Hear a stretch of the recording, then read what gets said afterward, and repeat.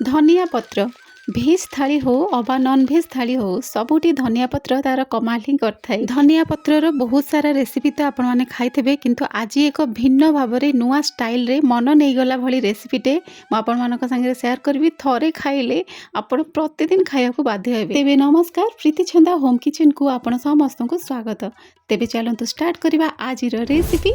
आपण को भी जदि मो भलिया किसी डिफरेंट खाइबा भल लगे तेबे खास करिकी आजिर रेसिपीटी पूरा आपण मानक पई मन तो निश्चित भावे नब आ थरे एमती निहाती बनेबे। बारी रे हेतिबा छनछनिया धनिया पत्र को देखि मन कोठी संभाळे भाबिले आज गोटे नुआ स्टाइल रे धनिया पत्र रेसिपीटी आपण मानक संगे शेयर करिवि। भल भाबरे ताको बाछि बुछि कि ताको पूरा धोई देली पानी रे, सफा पानी रे धोई देबा। हमें प्रथमे भल भाबरे सहज तो धनिया पत्र जेहेतु बारी रे थाए ना एते किछि असना ही लागि नथाए, किंतु मार्केट रो जो गुडा को आम अणा हुए से गुड़ाक 2-3 थर धुआ हुए। तो एमती भल भाव में मु धोई देइथिले एवं पानी निगाड़ी रखी देइथिली। आ ताकू ना एमती काटिदेबा छुरी रे हो किंबा कैंची रे हो एमती आमे माने काटिदेबा बा पनिक रे हो जोटा आपनको इजी लागिवो सेमती करदेबा। एही परि भाव में मु सब तकर धनिया पत्र एमती काटि नेइथिली। मु तो नै जाइथिली गोटे काचो बाउलटे आपनको भल से विजिबल हबा पई, किंतु आपण माने रेगुलर टिफिन हो किंबा कंसा हो आपण माने यूज कर परिबे। तो एमती भाव में सब तक धनिया पत्र काटिकी से बाउल रखिदेली।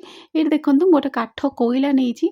जदि आपण पाखरे काठ कोइला नहीं व्यस्त हबार नहीं, सढ़े तो अच्छी ना, तो सढ़े को एमती भांगीदेवा, गोटे छोट पीस बाहर करदेवा। काठ कोइलार काम सढ़े मध्य करिवो।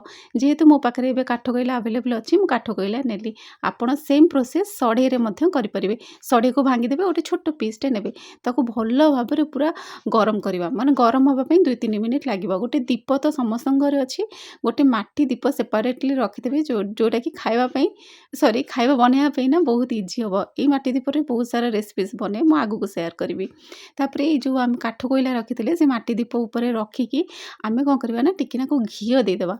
घी देकी ताको घोड़े देबा जेपर्यंत आमर पूरा धुआंटा पूरा मरी जाइनी बा सबुआड़े माने से जो धनिया पत्र आब्जर्व न करछि, माने कम से कम 3 मिनिट रु 4 मिनिट जाए घोड़े देबा। तो बहुत ही गोटे बढ़िया स्मोकी फ्लेवर आसीबो या द्वारा। आ सेम प्रोसेस आपण मन तो सढ़े भी मध्य करि परिबे। तो ये 4-5 मिनिट पर मु देखिली धनिया पत्र रो गोटे स्मोकी फ्लेवर आछि। आ ये जो काठ कोइला फोपाड़बानी आको पुणी आम रियूज करें। एबे एते तातिला नहीं, किंतु तथापि धनिया पत्र आम जी आब्जर्व करिया कथा स्मोकी फ्लेवरटा से आब्जर्व कर सारानी। बहुत ही बढ़िया स्मोकी फ्लेवर आसे। तापर आम मैंने कौन करवा ताको गोटे साइड करी रखिबा। एठी नेछि मु 2टा सुखिला लंका, आपण माने चाहिए कंचा लंका मध्य यूज कर परिबे, किंतु सुखिला लंकार फ्लेवरटा असम कर दे हमर ए धनिया पत्रर रेसिपी। सुखिला लंका प्रथमे आम टिके नाको पोड़ी देबा, तापर एमती साइड करिके आम रखिदेबा। तापर कौन करवा आम किसी बादाम जोटा नहीं ना से बादाम रू चोपा छड़े कम से कम 20टा भाया बादाम आम मैंने यूज करवा। तेंतुली आम नहीं, रसुण टिके नाको नहीं। आ जदि जन जन को कंचा रसुण पसंद हुए तो रसुण को सिंपल आपण मैंने पोड़ी नहीं कि यूज करेंगे। टिके नाको अदा नवा, चीनी स्वाद अनुसार नवा एवं लुण नवा। ये देखो तेंतुली को मुझे भल भाव चकड़ी देकी तार मंजी को मु बाहर कर नहीं थी। एवं कौन करवा आम ग्राइंडर रे तेंतुली जहाँ जहाँ सब साइड रखी तेंतुली, अदा, रसुण, बादाम, धनिया पत्र, लंका जहाँ जहाँ सब चीनी लुण जहाँ जहाँ सब थिला ना से आड करके भल भाव में आम मैंने ग्राइंडिंग करवा। बिना पानी रे भी आम मैंने केमती धनिया पत्र को आम मैंने ग्राइंडिंग करी गोटे मोटा पेस्ट बने पारिबा। आपण स्टेप बाय स्टेप देखंतु जानि परिबे। तो मु एठी टोटल भी पानी नहीं अल्प किछि धनिया पत्र नबा, ताको एगेन ग्राइंडिंग करवा। पुणी धनिया पत्र नबा, पुणी ताको ग्राइंडिंग करवा। जहाँ आवश्यक सामग्री सब लुण एवं चीनी ऐड करदेबा। पानी बिल्कुल भी दबानी, चीनी देइचे लुण देइचे माने से ऑटोमेटिक पानी से तार बाहरिबो।